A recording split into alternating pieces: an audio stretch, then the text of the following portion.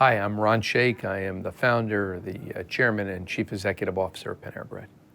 All right, Ron. So let's go with the first question, which is kind of that time that you knew you had something really big that was going to change how people eat today.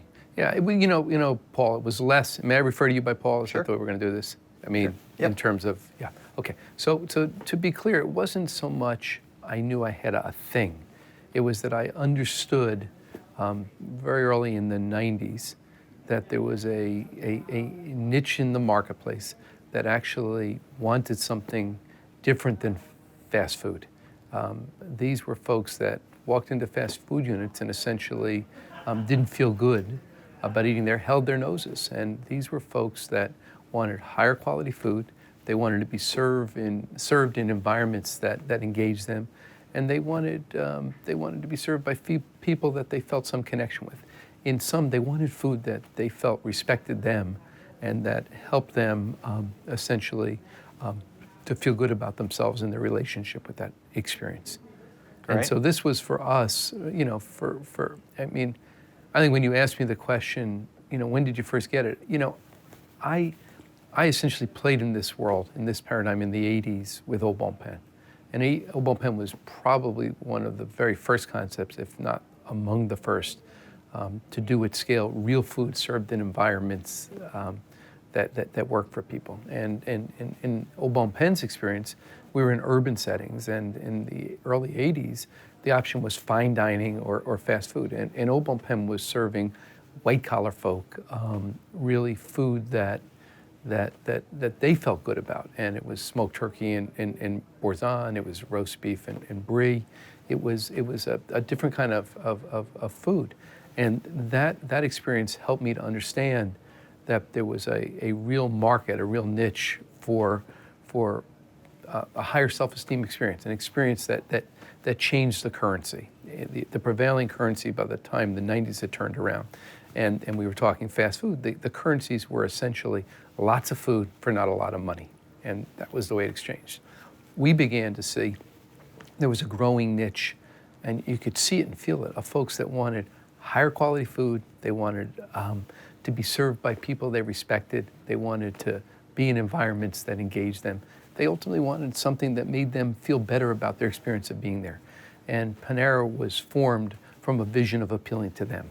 I think that we spent 93, 94, and 95 developing this view of the world. I'll share with you a bit more about how we got there, but by 96 and 97, we started to put it into form. And by 97, literally at a cafe in Stratford Square Mall in Illinois, we had brought all this together and had built out a prototype for what ultimately became Panera.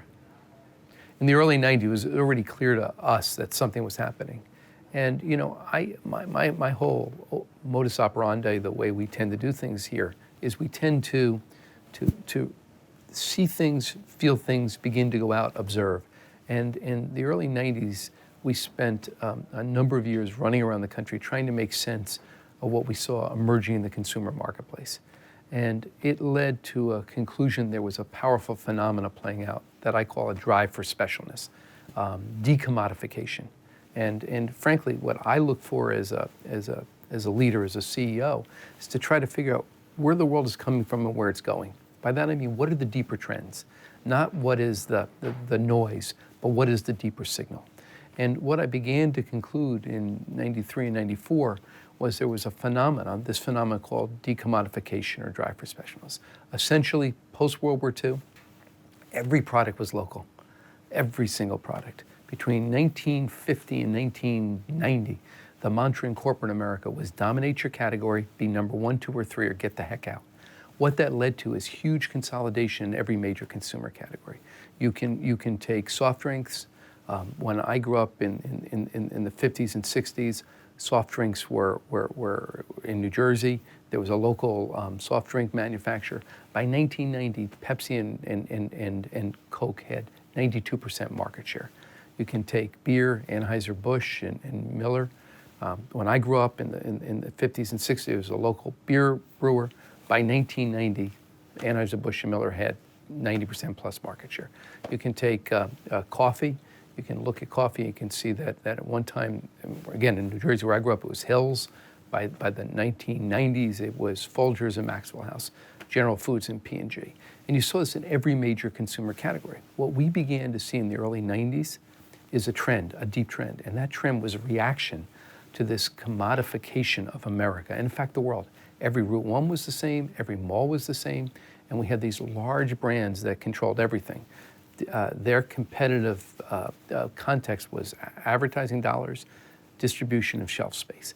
That led to a reaction, and people began to wake up and say, I could do this the way my grandparents did it, 30 and 40 years ago and have something special. A good friend of mine here in Boston, a guy named Jim Cook, did Samuel Adams beer. He said, I can do it without any preservatives, without chemicals. I can do this thing right. And it led to the growth of specialty beer. We saw the same thing when we look at Coke and Pepsi. The reaction to Coke and Pepsi with things like Snapple led to Odwaldo, and it led to a place today where you walk into a convenience store, you're going to have 400 different beverages. That market is fragmented. You see the same thing playing out in coffee. You had the growth of Folgers and Maxwell House. They dominated. There was a reaction to that, and you saw now what is today the specialty coffee movement in America, with thousands of specialty roasters. The point I'm trying to make is every action draws a reaction. The core action in commercial society between 1950 and 1990 was consolidation, was building these oligopolies. That led to this reaction, which was essentially a drive for specialness, a drive for decommodification, for something that allowed me to feel very special. That phenomena was what we began to see in the early 90s. We began to realize that was going to play directly into the food service industry. And if you really think about it, post-World War II, Burger King, McDonald's, they were special. They really were distinctive. They were the antidote to the greasy spoon. You fast forward it to 1990, you had fast food. It had 60,000 units in America. They were on every corner. They essentially, were moving about 60% of the volume through the drive-through, and you began to understand they had become the essence of mass-produced, commercial, processed food, and much like there was a reaction to that in coffee, in beer, in soft drinks, there was a reaction in America in the early 90s to this commodification of food service. And we began to see that and began to understand if there was an opportunity in specialty coffee, an opportunity in specialty beer, an opportunity in specialty beverages, there was going to be an opportunity in specialty food. And we began to believe we had a shot at taking it. We saw the same thing play out in the bakery business. Post-World War II, all bakeries were local. Again, where I grew up, there was a local bakery. By 1990, they were wiped out. They'd essentially been morphed into 3 loaves for 99 cents at Kroger's, or bakeries had morphed into Wonder Bread. And there was a reaction. There was a consumer reaction in the early 90s. A good friend of mine began to say, hey, I can bake bread in a way my grandparents did. Again, stone deck ovens, no preservatives, no chemicals. And you began to see on the East Coast and the West Coast the development of the artisan bread movement. And we began to say that the combination of an artisan bread bakery with a paradigm of specialty food could be one of the most powerful ways of entering and going after the specialty food movement. It was in that understanding and really what is at the core of our vision for Panera that allowed us to do what we did. That was 93, 94, and 95. From there, we spent, probably 6 to 12 months writing a vision that took this sense of what we saw as this market opportunity and writing this vision, which we came to call Concept Essence. And we spent a great deal of time writing it. It was really quite simple. It was 4 pages, but it was really our North Star, our vision. If you sail, oftentimes when you're out there sailing, the waves bucket you around. For us, Concept Essence was an attempt to put on a piece of paper what was the point we wanted to sail to. So when the waves came, we knew where to go. For us, Concept Essence allowed us to have a script for the show we were trying to produce. And so over time, we knew where we were headed. And we developed Concept Essence in '95, and then spent '96 and '97 testing a number of elements to it.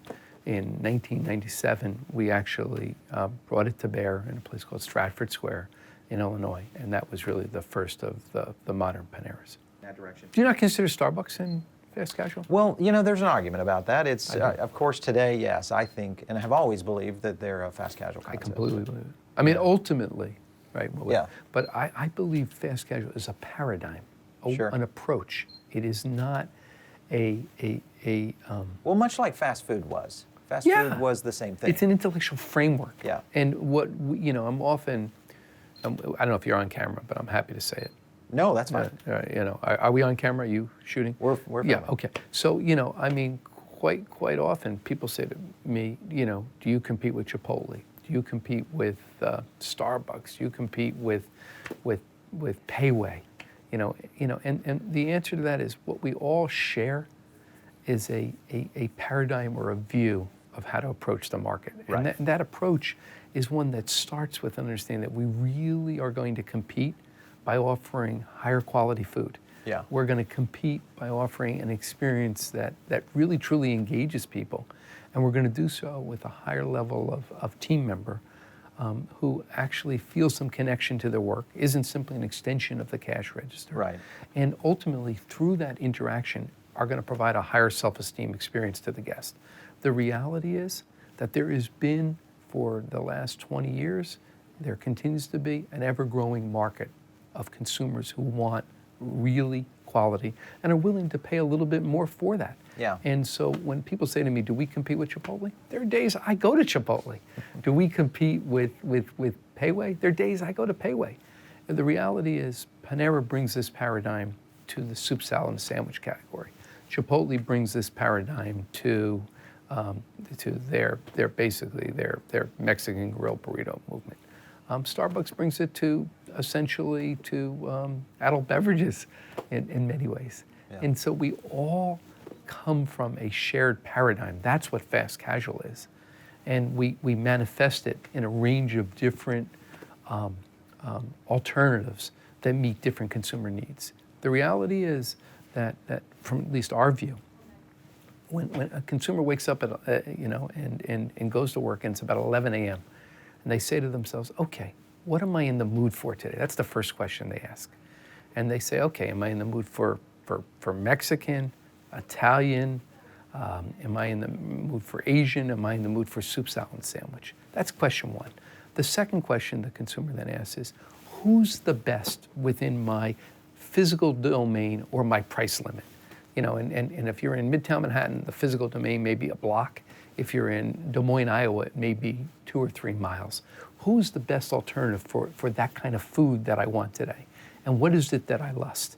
And that what Panera wants to do is be the alternative, the best choice, because it's got a higher quality food, it's got a better experience, it's got a more engaging environment. When you say you want soup, salad, and sandwich, there are days that I want Mexican, or there are days that I want Asian, and we're going to go to other alternatives. The reality is that Panera wants to be the best competitive alternative in the categories in which it essentially serves, and we compete with anybody who offers an alternative within that. The fast casual paradigm informs how we approach it and what we do. Did this paradigm change people's habits, or were the underlying trends coming from the consumer that caused this societal shift? Without question, the underlying trends come from the consumer, and we meet the consumer needs. So the real key, in my view, of what a leader does, what an entrepreneur does, is he or she sees opportunities that other people don't. I'm not a capitalist. I'm an opportunist. I see opportunities people didn't. What I saw in the early 90s was this powerful opportunity of people who wanted a higher self-esteem experience. They wanted real food, and they wanted it served by people who actually cared in environments that engaged them. And you could see it and you could feel it. I could make sense of it by providing a framework, this drive for specialness, this decommodification. But the reality is, in the early 90s, I could see it. Now, the truth of the matter is, you could have bought our stock, which now trades in about 160 a share. You could have bought it split adjusted for $3 a share at that time. I couldn't get anybody to believe in that vision in the early 90s, but that was already there. You could, anybody who could really get their mind around it could see that there was something emerging between fast food, which offered a lot of food for very little money, and fine dining, which offered high quality food but a time expensive experience. That there was a place in the marketplace that was powerful for specialty food. And we could see it and we could feel it, and we began to respond to it.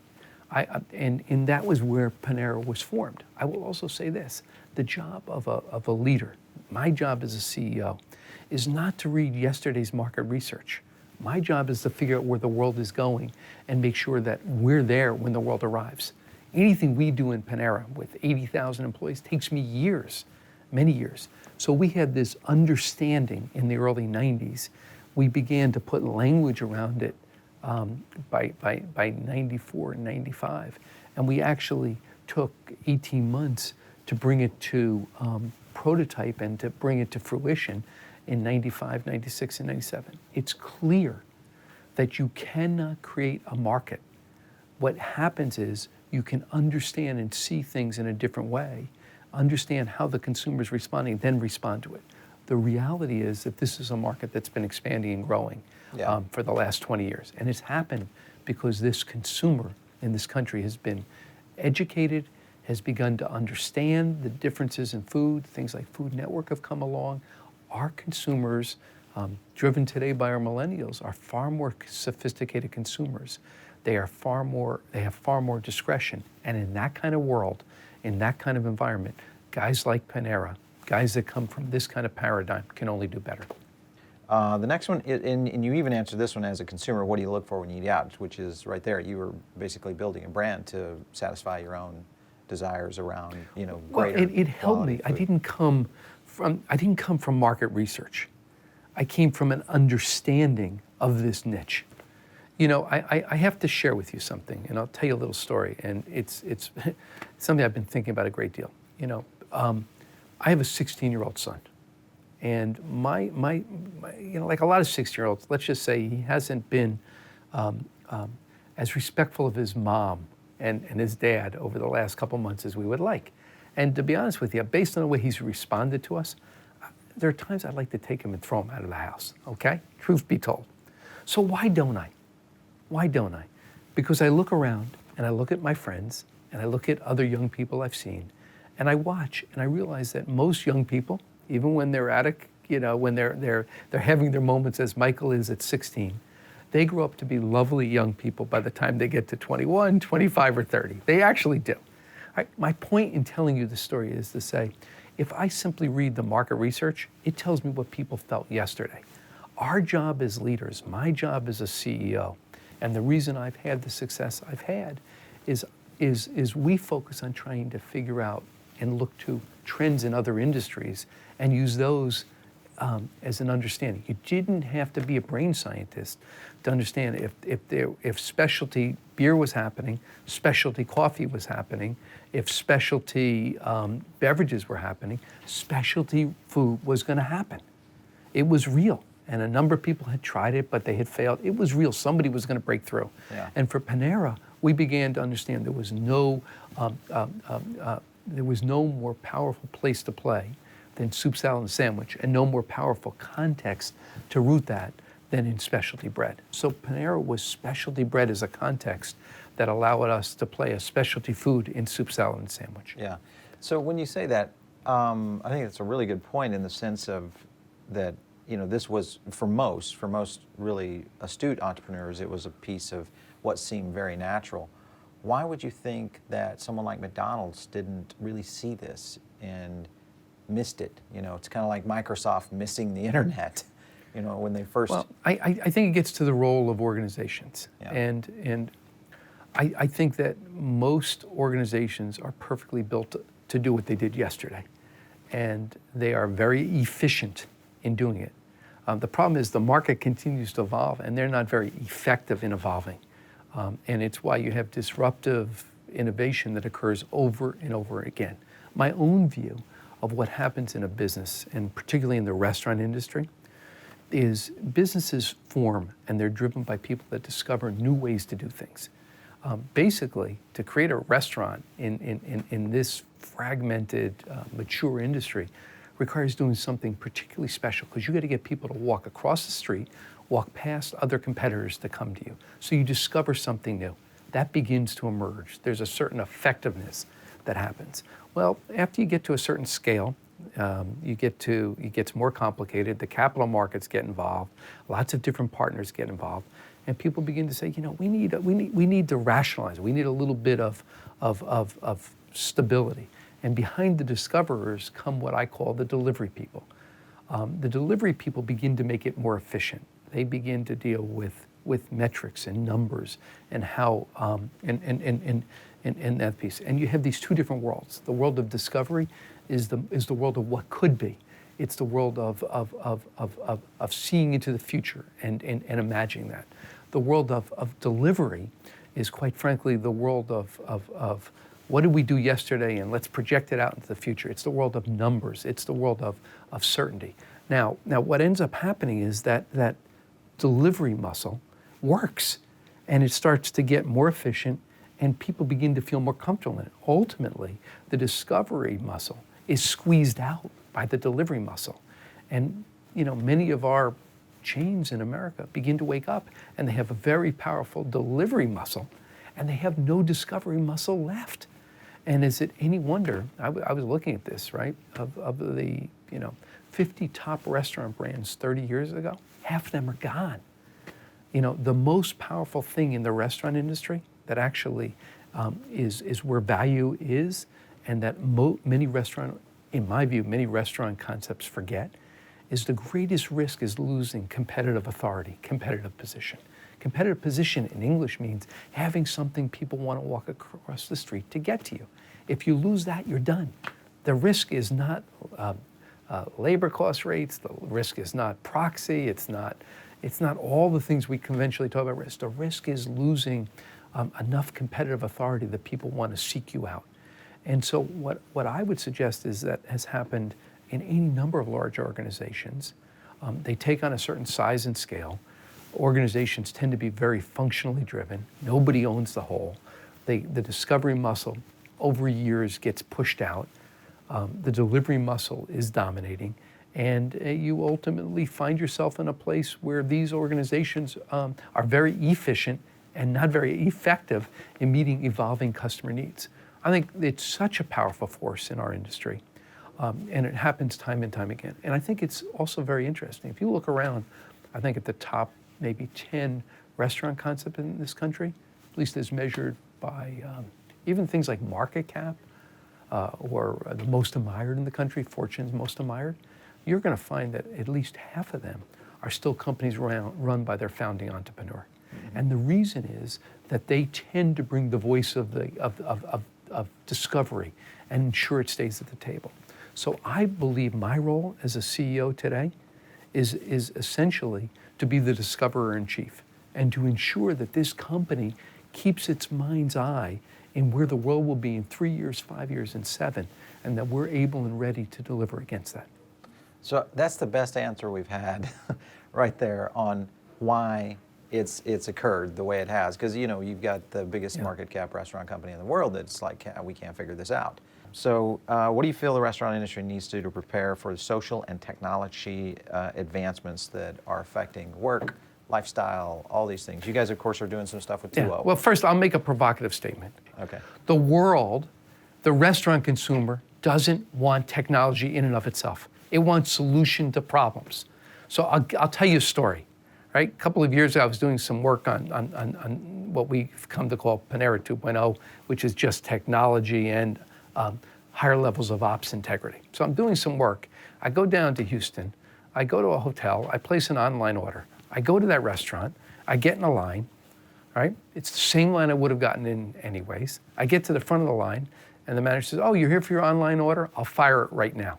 I thought to myself, why in the world did they ever do a mobile app? How did this help anybody? It didn't help me. It obviously was, somebody said, this is on the list of the top 10 things to do in the restaurant industry this year. Let's give it to the IT department to essentially develop it. It wasn't integrated. And the reality is that all of these technological innovations will mean absolutely nothing if it doesn't in some core way serve the guest.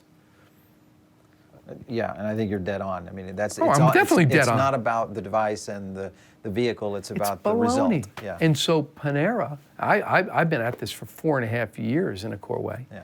right? I mean, I'll share with you something else. This is something that there's another phenomenon to appreciate, which is this.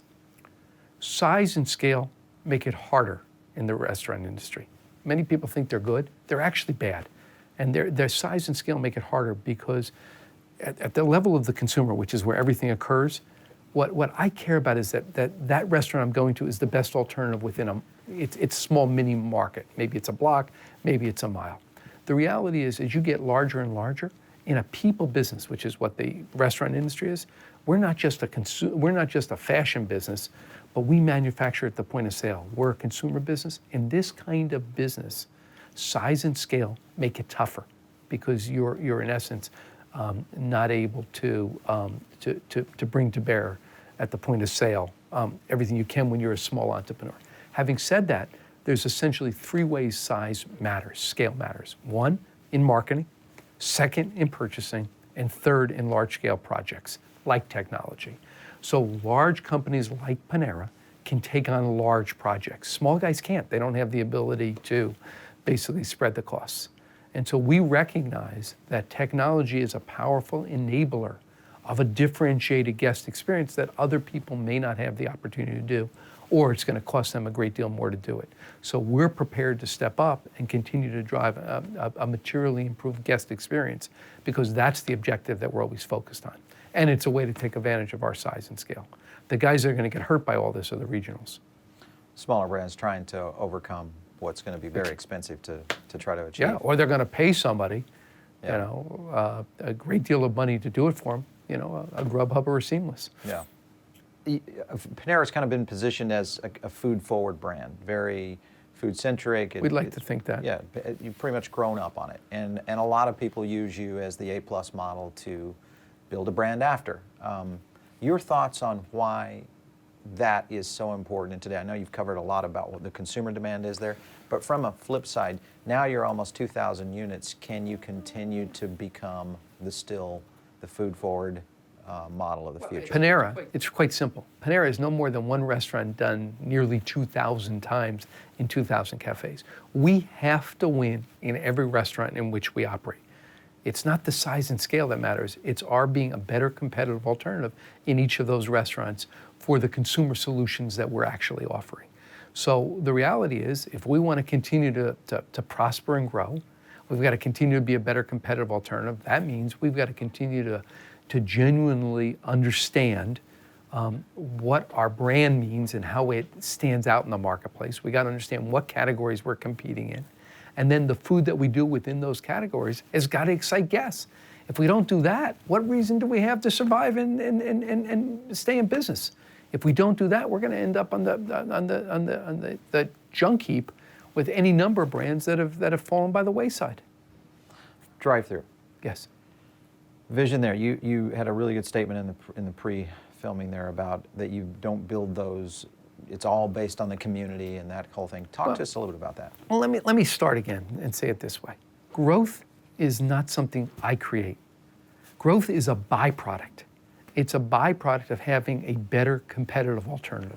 So Panera's had phenomenal growth because we've done things that lead to being a better competitive alternative. That's led to high sales, which has allowed us to have a high ROI, which has allowed us therefore to grow. So we continue to look for opportunities to be a better competitive alternative and to do things that actually matter to the guest. For us, we found along the way that doing drive-thrus in certain locations worked.